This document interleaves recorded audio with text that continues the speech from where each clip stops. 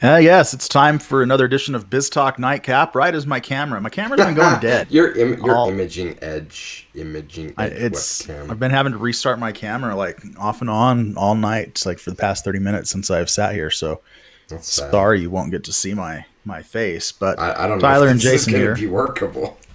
Yeah, well, we'll figure it out. Okay. I'll All just right. hide my. Well, there you go.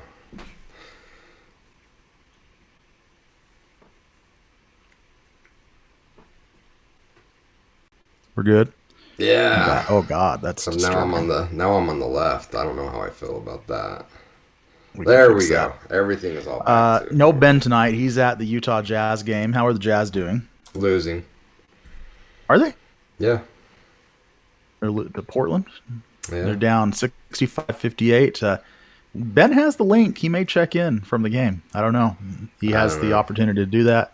It's probably Uh, miserable right now. we, I'm really excited for this show tonight. And let me tell you, I think I was thinking about this in the corporate world in which I work. Everything is so inauthentic and rehearsed and predictable. I'm thinking about literally every. Good Lord, there it goes again. You're just gonna have to roll with it, man. Every call that we have with customers or anyone, there's like dress rehearsal after dress rehearsal, dry run. And I get it. You're doing it to uh, be prepared and look good in front of the customer and Yeah, all of but that. But yeah, we could talk about that for hours. but it's so inauthentic. And it's the worst when you have conferences and there's like Q&As. You have a Q&A session with a celebrity or something, and they're just the dumbest questions. They're just so stupid and vanilla. There's no authenticity. And I think it's really cool when you get a chance to meet someone new and ask like authentic questions, which is what we're going to do today. And you're not going to be able to see me doing it because my camera is messed up. But we are going to have tonight, Jason, the most intelligent guest that we've had thus far. There have been 4 or 5 guests we've had. We've had some heavy hitters. We've had Akil Anamolu, digital marketing director with a prominent airline. We've had That Boy's Good from Twitter. We've had Amy Oliver, astronomer, works for museums, works, I believe, now for the National Science Foundation. But tonight, we have a professor, a bona fide professor. I'm And nervous. I am just stoked for tonight because I know you're going to ask interesting questions, Jason, because you're going to be curious. You're curious by nature. And it's going to be great. So before we bring him on, I want to share my screen. I'm trying to get my I don't know why my camera stopped working. It's really frustrating, dude. I'm sorry. And we have a really so you're gonna have to talk without camera, and I'll be on with no audio because my attack dog's going crazy. I want to share this bio here. This is Korry Hintze, Dr. Korry Hintze. And look at this. He has a PhD in cellular and molecular biology and master's of science and bachelor of science in animal science. And his teaching interests, Jason, are molecular nutrition, sports nutrition, nutritional biochemistry. This dude's smart. He's also This on is Twitter at Korry_Hintze. Let's bring him on. Welcome to Biz Talk Nightcap, Korry Hintze. Hey, thanks for having me, Ty. Welcome to the program. You're, you're you're way too kind. I'm probably not the most intelligent person you've had on this. Well, it's a ranking of 4, and no one's been intelligent. Everyone's been good so far, but just by credentials credentials, alone. Yes, yes. you're at the top of the list. You're the first person to have an H index. No, all right. So just saying. A few topics that we wanted to discuss with you here tonight. On this program, Korry, we talk about business and things going on in the business world and try to get some different perspectives. Tonight, we thought we might talk to you a little bit about what's the business of academia, grant writing, that kind of stuff. But then as I was thinking today, something that would be good to talk to you about, because I've been seeing a lot of ads on Facebook for supplements. I thought maybe you would like to talk to us about the supplement business, like supplemental nutrition. Like, should I buy some pills of enzymes to help with my gastrointestinal fitness, that kind of stuff? And I think you have some thoughts on that topic, and just see where it goes from there. So that's the way we do things on here: is we chat about you for a minute, we ask some questions, and then we go into some general topics. There's a lot going on in the business world right now. You're welcome to stay and comment on our various topics, and then we interact with our chat as well, which you can be in the chat at twitch.tv/BizTalkNightCap. And can we go to full photo mode here so we don't see your manager? Yeah, I can stop that. I'm the producer as well as the janitor here. He's trying to do a lot of stuff here. So, Korry, tell us a little bit about what you do at Utah State University while I get this going. So I'm an associate professor in the Nutrition and Food Sciences department. I've been here since 2006, which is crazy to me. I can't believe I've been here for 15 years. So my background is I grew up in Iowa, kind of from a farm setting. I was interested in agriculture. And then I went to Iowa State for my undergrad in animal science. I realized I didn't want to be a feed salesman because that's what that degree would basically kind of make me only option. And so I ended up going to grad school in North Dakota, namely because that was the school that offered me a graduate school fellowship. So I did a master's degree in animal science, but then I actually started working. So I did my PhD work actually for the USDA. I was working at a USDA Human Nutrition Center and did my PhD work there, and then went on to do a postdoc at Berkeley in California, and then came to Utah State. And so my main research interests are, so I'm mainly interested in nutrition as it relates to chronic disease in terms of, so colon cancer is kind of the big thing that I work on. So diet, colon cancer, how that interacts with the gut microbiome. But I will say I have a lot of experience in something that I think would be a good topic for today. I have a lot of experience with the dietary supplement industry, and I've been an expert witness in multi-level marketing companies suing each other. So I kind of have a good insight into that world, and I think that is definitely a Utah-centric thing in terms of business. And I could maybe tell you guys a few war stories about that, and kind of in terms of like supplement companies that are multi-level marketing companies. I kind of have some insight there in terms of kind of how that world works a little bit. So. Yeah, that seems very think apropos for Utah. It does, and I think there's a lot to potentially unpack there. I will say, I'm interested that you bring it up. Man, this was about 10 years ago. Me and two friends stumbled into the Gibson Girl Lounge at the Grand America, and there was, apparently it was a private party they were hosting for a guy that was on Shark Tank pitching a nutritional supplement, and I think I still have the bottle because we picked up a couple sample bottles while we were in there. Anyway, Mr. Wonderful ripped him apart that he was selling snake oil. Yeah. But it's interesting because we have the MLM component, which is very Utah, and it fits well with the supplement market. But it also seems like an industry that has a potentially somewhat lower level of barriers to entry for a product company, because I'm seeing lots of people spin it up. In fact, I know a couple people that have spun up supplement businesses, and they've got some stuff in local supermarkets. And it seems really weird to me. You don't need any kind of real approval, or do you? Like, how does that work? Yeah, so actually in 1994, the world of supplements changed. So there was a law passed called DSHEA, the Dietary Supplement Health and Education Act, and you'll never guess who was the prime sponsor of this bill. In the Orrin Senate. Hatch. Yes, Tyler, you are very much correct. So Orrin Hatch was the primary sponsor of this bill, and what it did was it changed how supplements were regulated. So they were no longer, so they were regulated like a food. So basically it established like label guidelines. So in order to launch a dietary supplement, what you need to do is basically list the ingredients like it's a food. You can't claim that it can cure a disease, prevent a disease. There's like a very simple list. So basically you list the ingredients in decreasing order. You can't claim it can treat, cure, or prevent a disease.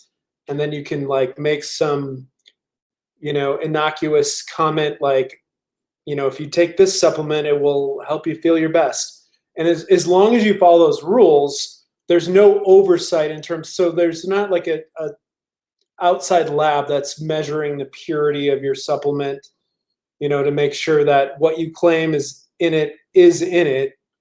So it really is a Wild West but I say that, but there are some, like the bigger supplement companies, including a lot of them in Utah, they're dependent on their reputation. So, so say a company that's, like USANA, for instance, they're making a vitamin supplement.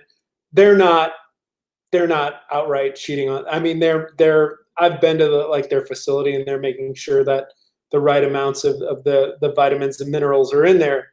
But if you're just like a random dude, you can develop a bodybuilding supplement and say, I have this proprietary mix, I have this stuff in it, and it's going to get you jacked. And they're doing it. They're in the local gyms. They're selling it. Yeah, absolutely. Yep. Yeah. So I'm going to try to figure out how to ask this question the right way without making it overly politicized. But I don't know, what the breadth of your background is on your research, but I'm interested in why. Camera keeps going in and out, Ty. You're messing with my vibe here, man. Sorry, can't help. So here's what I'm interested in.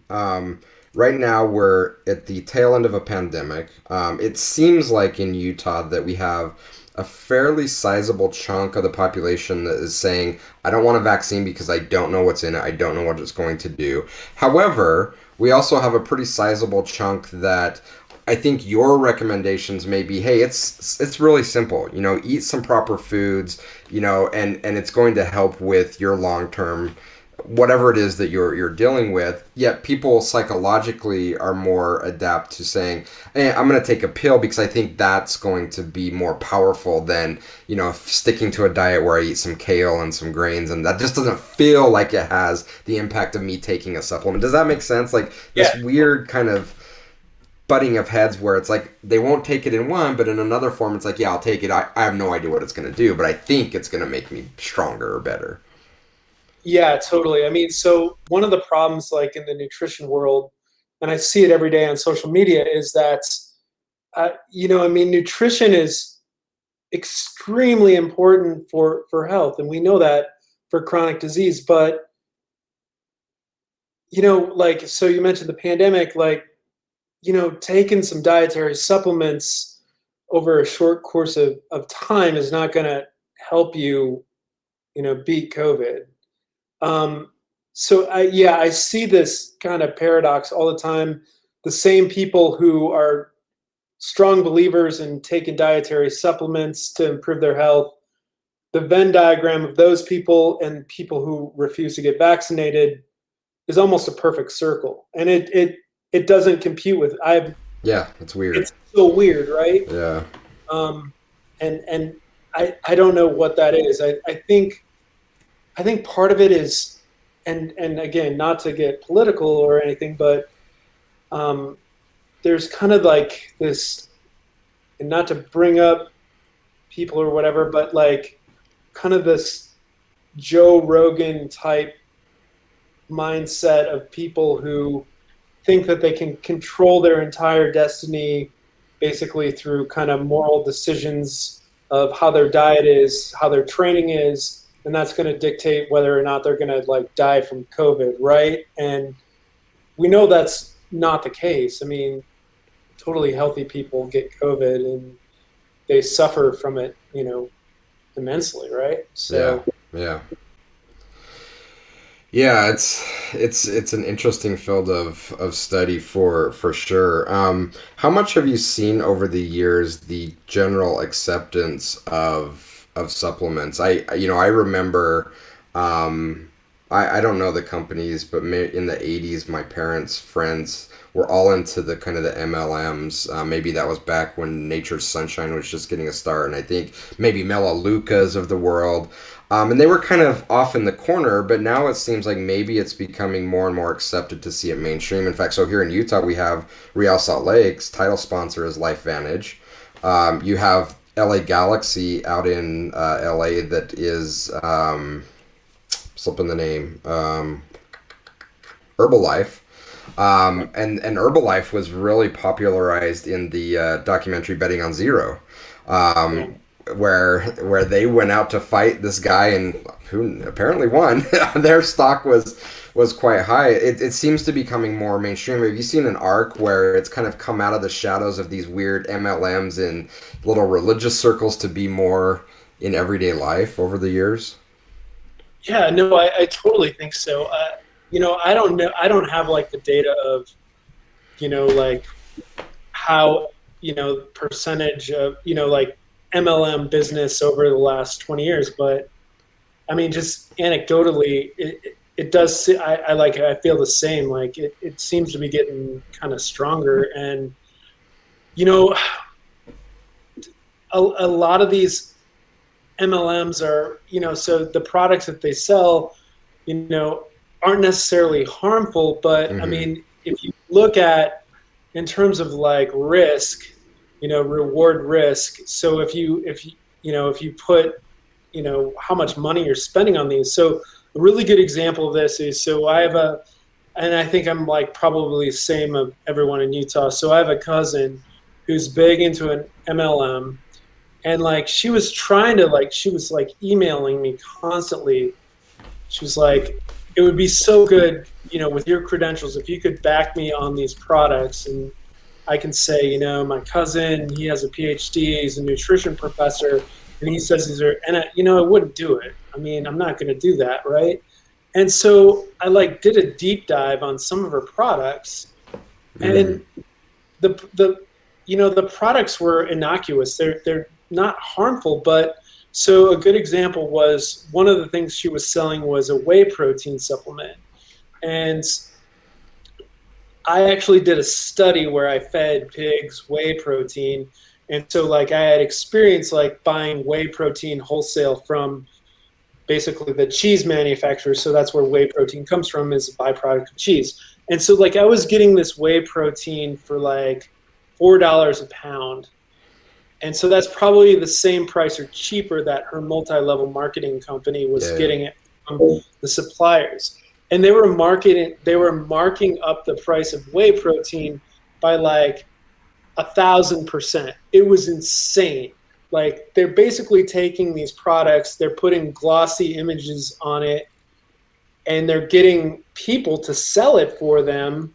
And in a lot of cases, the people selling it are just buying it for themselves so that they can move up the ladder at like an insane markup, right? And so these companies are making so much money off these poor people thinking that, well, I'm starting my own business to, basically sell this stuff. And yeah, it's incredible. So I'm down in Utah County, and just in the town over, so I'm in the epicenter of it.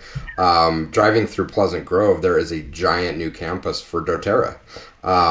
And so it sounds like what you're saying is that a lot of these, especially maybe the higher ends, the Herbalife, the LifeVantage, are really doing it smart from a manufacturing perspective. It seems like maybe the issue you take is more on the marketing and kind of the cult-like nature that they put these things out. And it's not necessarily that taking these supplements is a bad thing, and it may actually be a good part of someone's regime, but it's the 8,000% markup that you're really taking issue with. Yeah. Yeah, absolutely. I mean, so, none of the supplements that I looked at, were anything that I would thought would be harmful to human health. But I mean, these companies are smart though, right? Yeah, I mean, very much. know that they're not gonna gamble on something that's, not gonna be totally safe and they're gonna get a black eye from. So Yeah, so they're it sounds like they're leaning towards doing things that are low risk from a harm perspective.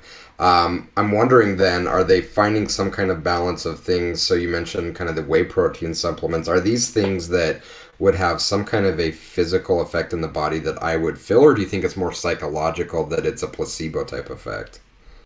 I mean, so I mentioned whey protein, and in terms of like dietary supplements, in terms of helping with athletic performance, honestly, like there's maybe 4 supplements that have ever been tested that consistently show a benefit for athletic performance. Mm, And actually, whey protein is one of those. is So it? yeah, so people who take whey protein after they lift weights, it is a very, very, very effective protein source to increase muscle mass after resistance training.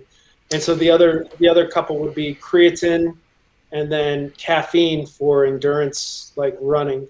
And that's like the list kind of ends after that in terms of new like supplements and physical performance. How how much? Sorry, Tyler, do you have a question? Sorry, I don't want to dominate the question. Sorry. I'm troubleshooting. Yeah, I okay. have questions. Go ahead. You keep troubleshooting. Yeah, I think that makes sense. How much of it is, I guess, in your research, as a non-athlete, the benefits compared to an athlete, and then how much of it is, can I, as just someone sitting in my house, benefit from a supplement plan that maybe I put together or the guy at my gym puts together, versus having really someone that understands the science. So I'm thinking of the documentary Icarus, if you've Oh watched yeah. it. Yeah. I mean, it was down to a science, and it obviously worked, right? They were able to prove that this guy could compete at elite levels, but it took a team of doctors and scientists to give the right kind of doses at the right time. Like, I don't know that someone at home could, replicate something like that. Yeah, I mean, it, I think there's general guidelines that people can follow that will. I mean, it depends on what your goals are. So there's protein recommend. So like, if your goals are, if you're lifting weights and you want to put on muscle, there's definitely amounts of protein that you should have in your diet per day, and that has been shown to make a difference, right? If you're someone who is doing endurance training, there's amounts of carbohydrates that you should have in your diet per day that do translate to better performance. But those are very general things in terms of like elite performance. So I think there's kind of a misconception out there that that there's diet plans out there that could discriminate you from like being just like a weekend warrior to all of a sudden make you into an elite athlete. And the fact of the matter is if you look at athletic performance and if you look at the effect of nutrition is permissive to athletic performance. It's not Yeah. determinative, right? So it's all about training, and then your underlying genetics too are a huge factor. So if you're someone who trains really hard and you have the right genetics to say be a great marathon runner, bad nutrition is going to hinder you. But if you're someone who doesn't have those genetics and you don't have the training, nutrition isn't like I said, it's It's not going to get you permissive. there. Yeah. No, it's permissive is going to allow you to the elite guy to basically become more elite, not so Korry, we do have a question from the audience. Sure. Relax Me would like to know if you have studied neuroscientific applications such as vitamin E, tocotrienols, I don't know how to pronounce that, in the prevention of Alzheimer's.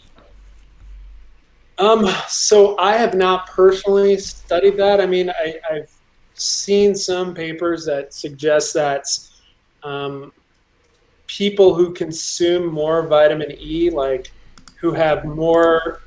So if there's case control, so a case control study is where, so you take someone who died of Alzheimer's, right, and you compare that to a control person, so basically same age, same demographics, things like that, who didn't die of Alzheimer's. The control people tend to have higher vitamin E status compared to Alzheimer's. So I think there could be something there. I mean, so this is not my area. I'm just going off of. So I teach an upper level nutrient biochemistry and health class, and so I kind of talk about this. So I'm not like super well versed in the literature, but there is some evidence out there in the literature though that people with a higher vitamin E status have less prevalence of Alzheimer's from these case control studies. The problem is that with diseases like Alzheimer's, there's not great animal models that we can use to model this, where we can do studies in mice where we can totally manipulate the diet.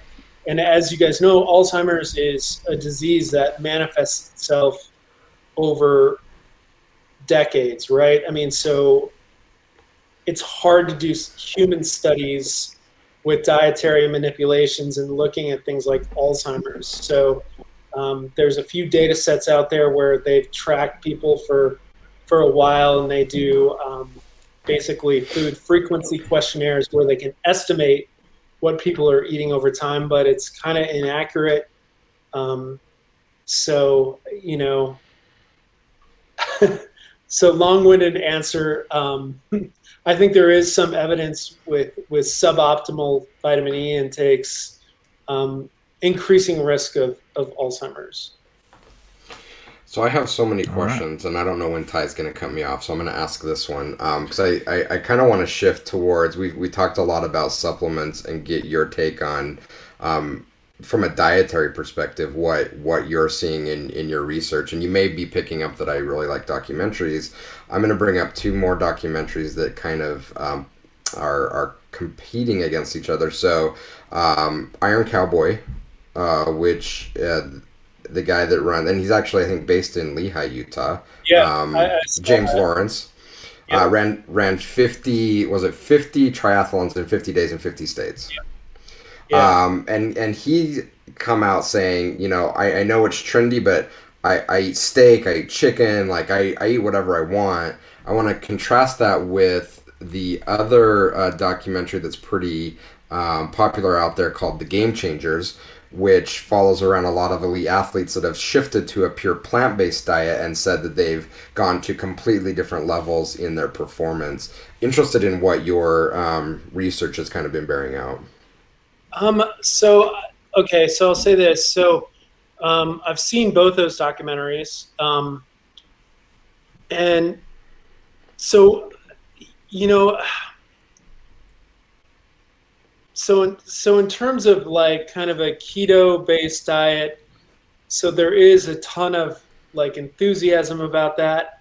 And so there's actually a guy, I don't know if you guys know, have heard of this guy. There's a guy locally named Mike McKnight. He's one of the best ultra endurance runners in the world, actually. And so like... Is he the guy that went for the record on the Appalachian Trail?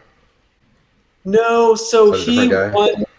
Yeah, so this guy actually lives in Smithfield. He's like, okay. He lives kind of close to where I live, and so like I want to talk to this guy so bad. But so like he is big into like, so there's this phenomenon called like fasted, fat adapted endurance training, where these guys basically go on low carb diets, or they do fasted runs. And there is some science behind this where you can get your body to use fat as a fuel more efficiently if you kind of do this low carb diet or exercise during fasting.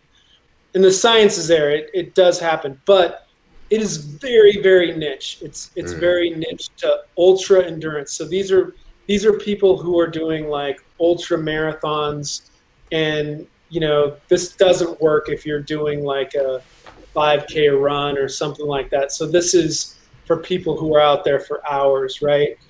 So I think there is some science behind that, and there's some peer-reviewed research that kind of supports that. In terms of plant-based, honestly, I think so. There's quite a bit of research kind of comparing. So it depends on the sport for one. So if you're a traditional endurance athlete, being plant-based, there's absolutely no harm in that, because basically carbohydrates are the most important thing in terms of fueling the exercise. So, there's no issues there. So where the controversy is with plant-based is with, like, say, resistance training, weightlifting. So the traditional modality is that animal proteins are a more complete source of protein, that are more basically more digestible. The amino acids get into your blood plasma quicker. And so I mentioned whey protein, and there's been a ton of studies with whey protein, that whey protein is you consume whey protein and essential amino acids get into your bloodstream really quick. And so, but the thing is with plant-based, if you're smart about it, if you're consuming a wide variety of plant-based proteins, you're really at no more of a disadvantage than someone eating animal proteins. And I would say that there's some selection bias there. So people who are completely plant-based and are doing, bodybuilding or whatever, these guys are completely dialed in, and they're smart about their nutrition. Yeah. They know exactly, okay, I need to have some pea protein mixed with soy protein, and they have it dialed into the individual amino acids. So, honestly, I don't think there's any real evidence that's, being a vegan is detrimental, but no real evidence that says that being vegan is beneficial in terms of sports performance. Got it. Tyler, will you allow me 2 more questions? Yes. Okay. And now I'm trying to draw a blank on which order I want to ask it in. So it seems like there's a lot of talk recently around the sustainability or lack thereof of our current meat-based diet. Is there interesting, you're at a premier agriculture college, is there any interesting things happening up at Utah State around that topic? That's a great question, because honestly, like, so if you look at meat production, I think you really have to divide it out into kind of 2 different.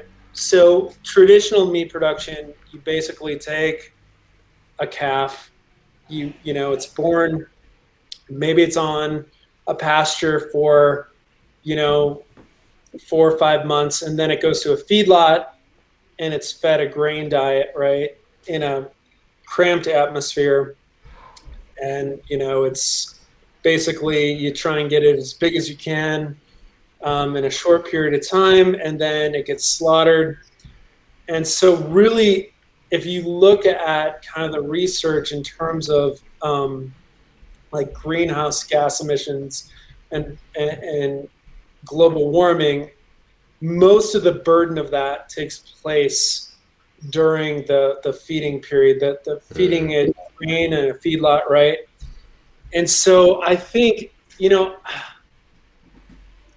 the thing that people need to realize is that there's vast portions of this country where we're unable to grow any crops at all, right? Like, I mean, Utah is a good example. Like, if you look at huge swaths of Utah, we can't grow crops, but we can, have pasture animals Yeah. on that land, right?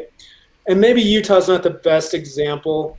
Like I would say a better example of that would be like Montana and North Dakota, where the they have more rainfall and you can have more animals on that pasture. And actually that land in the past, you know, there was millions of buffalo that graze Mm-hmm. at. So, you know, like getting more towards grass-fed beef. So I would agree that decreasing meat intake is good for the environment and is good for decreasing global warming.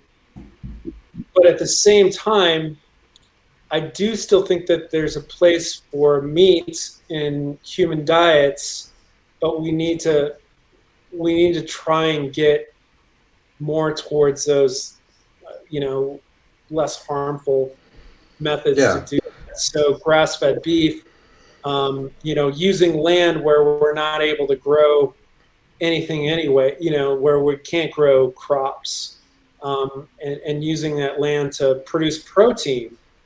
So Yeah, I mean, and I don't know much about that industry at all, but it sounds like in order to do that, there has to be a much bigger investment in time. Whether whether you're allowing the animal to reach a stage of maturity more naturally rather than sticking some kind of a tube down its gullet to fatten it up quickly, right? And so from an economic standpoint, that's probably a completely different paradigm for them to think about. yeah, and so I mean, grass-fed beef is going to be more expensive, and so It's that's also more delicious.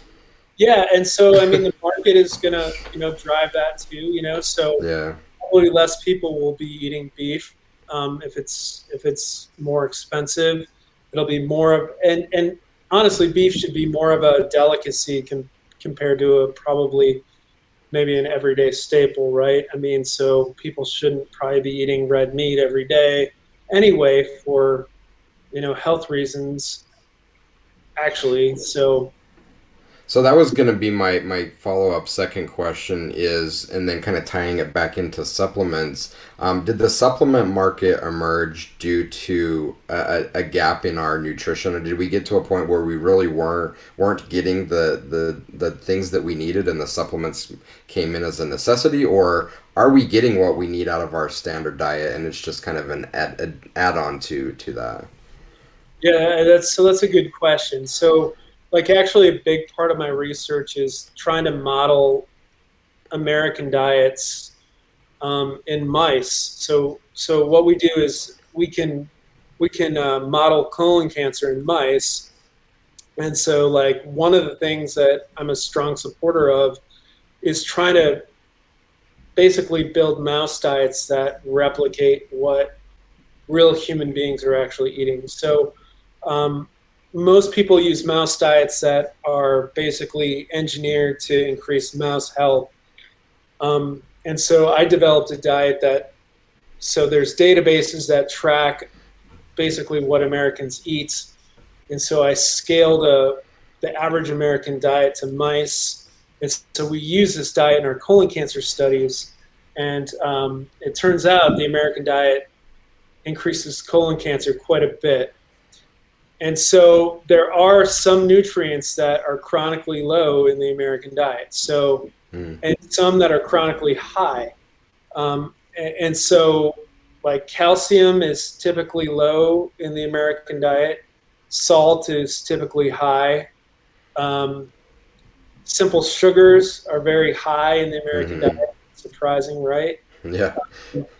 And fiber is really low in a typical American diet compared to what we should be eating. There's a few others like magnesium is kind of low. Um, actually, the B vitamins are pretty high in American diets because we've fortified a lot of foods with Mm. vitamins. Um, and and so it's interesting, you know, when you feed this diet to mice, and if you feed this diet to pigs, so I've done some studies with pigs where we've modeled an American diet, they get incredibly obese, they get Mm. diabetes. It's crazy. It's absolutely wild. I like your visuals, Tyler. Your I'm getting attitude. I'm getting no reaction Yeah, for the rats eating hey, tacos. we're trying to. Is that what they're eating? Little miniature tacos? Yeah, isn't that how you do research? Is feed tacos to the small critters? So so it's pretty cool, Ty. We've actually done both where so we've used purified ingredients to just match the nutrients. Um, and so we just basically use a combination of protein source, so casein, a combination of fats through oils, and um, and then the sugars are like cornstarch and sugar. But we've actually done a study where we actually used food ingredients. So I actually had my graduate student. So we basically modeled the American diet in mice using databases where we used whole foods, where we actually took different meats, we cooked them, freeze dried them, uh, different fruits and vegetables. We freeze dried them, made them into powders. All these different fat sources. And basically made a mouse diet out of these whole foods.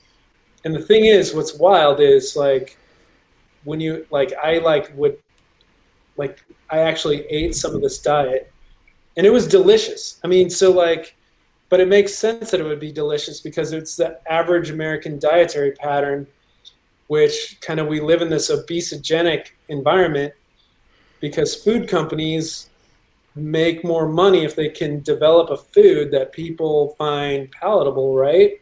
Hmm. And so, of course, the typical American, dietary pattern is going to be delicious. I mean, it was like a salty cookie dough. That's exactly what it tasted like. So, Interesting. yeah. I do have a couple questions for you, but first a word from our sponsor, Shelly Joe, hypnoaminos.com. Feed your brain, change your life. Right now, Shelly Joe has a special going on where you can get all 6 of her awesome amino acids in a subscription for $145 a month. Woo. And these must be good because my online therapist recommended them to me. So I canceled that therapist right after. But He must be in the upline, downline. she is in Utah. Interestingly, Yeah, that's her business is hypnosis and amino acids. Oh my God. Very exciting. I do have a question for you, and this is, we've been talking about supplements, but what about the multivitamin? Is my nature-made multivitamin a good decision for me? Now, I know you might say, and experts will say, you should, and you're better off getting all of your vitamins and minerals from your diet. But we're busy people. We're on the run. Am I just wasting my money with a Centrum multivitamin? So for one, I talked about supplements and how sometimes there's some shadiness going on. So multivitamins are regulated a little bit differently. So for one, like a big company like Centrum, you really don't have to be worried about like what's in it. So what they say is in it is in it. I'll say that right away. In terms of are you wasting money? There's been a lot of studies where they've looked at multivitamin intake and risk for, whether it's cancer or heart disease. And I would say the results have been kind of ambiguous.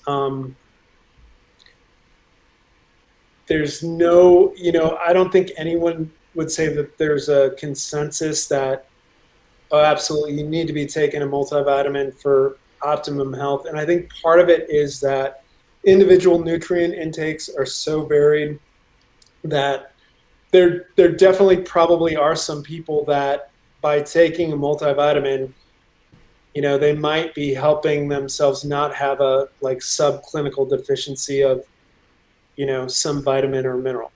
So it's really hard to know, I mean, you'd almost have to do a dietary assessment on the individual person to really know that for sure. I mean, so there's, so a good example is I did a bunch of research on iron.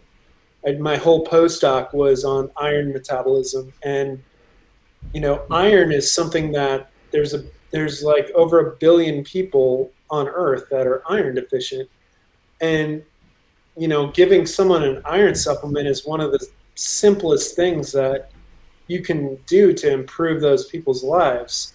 So, I mean, there definitely is some benefit sometimes, but again, it's case by case, right? So it's tough to know. I mean, I would say though that the evidence is that if you look at the big studies that have looked at chronic disease risk and a multivitamin supplement, they've been disappointing.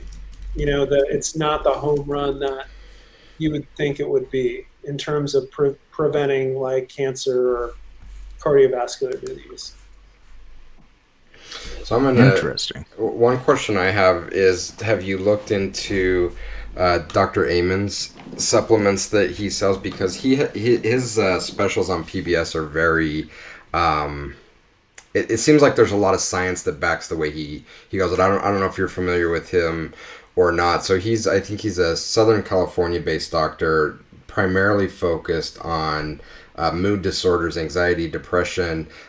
He's big into PET scans to help understand the parts of the brain that are affecting that, and he's kind of developed a line of supplements to address specific needs directly around depression and anxiety. Yeah, I don't. So I'm not familiar with Dr. Ammons. So I'm not quite sure. Okay. More in general, what's the thought around kind of mood disorders and dietary supplements, or just diet in general? Sure. I think there is some evidence out there. So like vitamin D is something that's been studied a lot in terms of depression and anxiety. And I mean, I've seen some pretty good studies kind of linking that.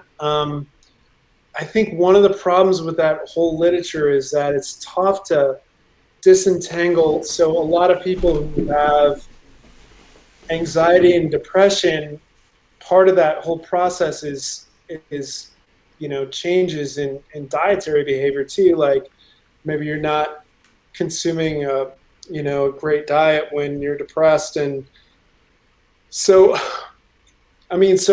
I think the most convincing evidence I've seen is probably with vitamin D in terms of that. And so another thing with vitamin D and depression, and there's been some research on this as well, is that, so seasonal depression is a huge issue, right? Yeah.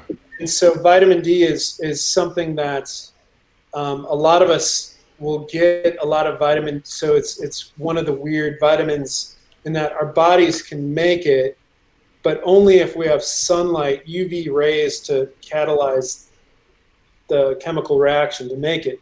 So we actually get our vitamin, like, so say we live in Utah, our vitamin D status for most people is going to go up in the summertime compared to the wintertime.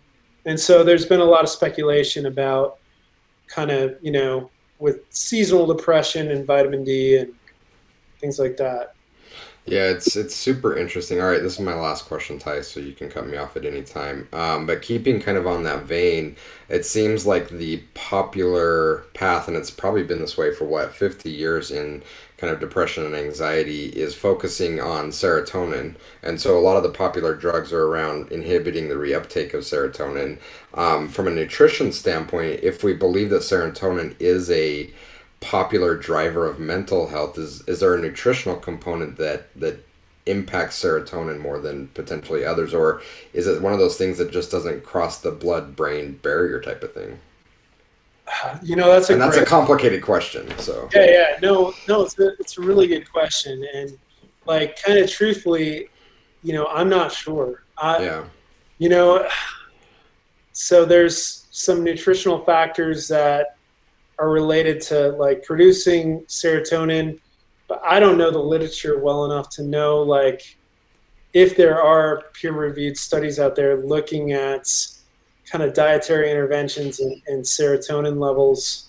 And there probably are studies out there, but I just don't know off the top of my head. Yeah, no, fair enough. All right, Ty. I can One keep last going for comment from hours, so I'm gonna pull myself. One back last here. comment from the chat or a question. I've read that vitamin D functions more as a hormone than a vitamin in some ways. Yeah, no, Question mark? that's absolutely correct. I mean, so vitamin D, basically, so hormones work by basically traveling in our bloodstream, going from one area of the body to another, and then getting into cells and causing kind of a cascade of reactions to turn on gene expression of particular pathways. So vitamin D does the same thing. So vitamin D basically works as it does work as a hormone. Basically, it travels in our circulation. We have vitamin D receptors so vitamin D will get taken in cells, and vitamin D, once in cells, will go into the nucleus of the cell and basically start a cascade of events to turn on gene expression for vitamin D responsive genes. So yeah, that's absolutely correct. All right. Tyler, will you shout out Korry's Twitter handle one more time before you kick us out? That would be at Korry, Korry _ Hintze, Hintze. Cool. You look apprehensive that we shared that, Korry. No, that's all right. He doesn't tweet a lot. I don't. He doesn't tweet. I should tweet more. You have a fascinating set of topics to talk about. Build your hashtag brand.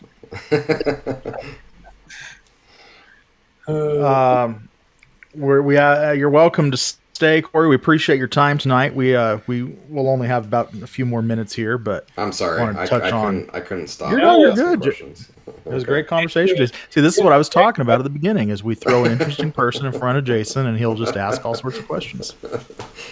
You're naturally inquisitive. You're a curious being. Indeed. Korry, what are your thoughts on remote work? So I've been working the last year on like these big data sets, and it's been great because I can do I go in, I have some experiments going on, and I go in when I need to, but I just work in this weird space that you're seeing me right now, doing basically bioinformatic work right now and writing papers. So I kind of love it because so for me, I would before I would go to work, I would waste a bunch of time right away in the morning, checking emails and whatnot. I would do what I need to do. I'd get interrupted, whatever, come home at 5:30, 6, and then that was it for the day. But now it's I wake up, I'll work for an hour from 7:30 to 8:30, doing things I need to do. And then I can go out for a run if I want to. And then I work some more. And I don't know, I just find myself being more productive and being better with my time. I don't know. Well, it's hard to argue. Sandeep Mathrani, the CEO of WeWork, who has absolutely no incentive whatsoever for people to come into an office and work, says that you are the least engaged employee because you enjoy working from home. Well, that's a marketing piece because he needs to drive people to the offices. But I mean I agree with Korry. The setup that we have, we fooled ourselves into thinking we can have our brains on doing knowledge work for a big block of time. And for me, the flexibility of being remote, to your point, just get out of the house, go for a bike ride, go for a hike. It re-energizes and clears your brain, and you can come back and crank out so much deeper levels of work. I've found that, and I've been deliberately tracking my time over the years, and I found that I am working less and less hours, but my output has just skyrocketed, and the quality of my work has continued to just go up. So I make every Monday, this is going to sound weird, but I'll even show it to you. I make a list. So here's my list for this week. You probably can't see it, but every Monday I sit down and make a list of the things I want to get done this week, like including like personal stuff too. Like, okay, I want to go for this many runs, and I'm gonna do these workouts, and then my work stuff too, right? And like, it's awesome because like I can just sit here at home and like, okay, I have like, whatever. I'm gonna cross this off my list right now. I'm gonna get this done, and I'm gonna get it done in an hour and a half. And normally I would just be like at my office, and I'd be like, whatever, I don't know. I think it just has made me more focused. Yeah, and the beauty of it is that we realize that we're one identity, and being in the office has created this belief that when I go into the office, I'm researcher Korry, I'm PhD Korry. When I'm home, I'm friend and home Korry, and when I go out on the run, we're all one person, and having that autonomy to be at home means that we can do all of that stuff at different periods of time, and we don't have to have these arbitrary blocks to say, okay, I'm researcher Korry from these blocks, and then I'm different Korry when I'm here. And I think that's just more human in how we operate. Yeah, and I find myself like being way more amenable to like, like doing work at 7-8 o'clock at night too now, because it's like, I don't know, maybe that's not a great thing, but I have certain periods where I'm for some reason I'm best at work. Yeah. From like 7 in the morning to 9 in the morning, and then from like 6 at night to 8 at night. And I was totally missing a lot of that before. And that's what, for me, this week's calendar is not a great example. I'm not going to share it. It's ugly, but I'm the same way, and I think that we need to allow employees where it makes sense to have that autonomy to do that. Again, rather than forcing them into an arbitrary block of time to say this is when you should work. So I'm looking at my map of my time that I keep track of, and I see I'm very, very productive 7 a.m. to 9:30. Starts to tailor off a bit, and typically between 2 and 4, I don't get anything done from a work perspective. There's nothing there. And then there's a few nights where like I'll come in and I'll crank out an hour or so of additional work, and that just works for me. And being able to do that, you get the max benefit of that. So. No, I'm totally with you, especially the 2 to 4. Like, just going to the office, like I just can recall just like that 2 to 4, 2 to 5. Like it's like pulling teeth for me to get stuff done. And now I don't really work that much between 2 and 4. That's when I go out for a run. Yeah, right? That's what's so awesome about having that flexibility of being remote. So, yeah. Good topic, Ty. 2 to 4 is when people schedule same-day meetings with me, but that's a topic for next week. And I'm all over that one because my stance that if you send me a same-day meeting, it's 100% of the time getting declined. So. And we'll debate whether you can actually do that when you're in sales and have a quota. I'm in sales. I don't have a quota. All right, Korry, this has been awesome. Fantastic. Seriously. Sure, Ben missed one, and you missed Ben, but he but he got to go watch the Jazz lose. So good for Ben. Sorry if you were DVRing that, but they sure did. Korry Hintze, thank you for joining us on the Biztalk Nightcap. We hope to have you back again in the future. And this has been a good time. We're going to wrap up for tonight. Jason, always a pleasure. And thank you, those in the chat, for joining us. Tell your friends. Remember, you can follow us on twitch.tv/BizTalkNightcap. Once we hit 50 followers, and for every 50 followers past that, we're going to give away free Adobe software randomly to a follower. So you weren't here last week to hear that, Jason. I wasn't. If you're a follower, you have a chance to win. So that's awesome. Go join. And look for Ben Gaines at the Utah Twitter Open on Friday at Soldier Hollow. You going to go up, Jason? Is that this Friday? I think so. Well, yeah, I might as well run up there.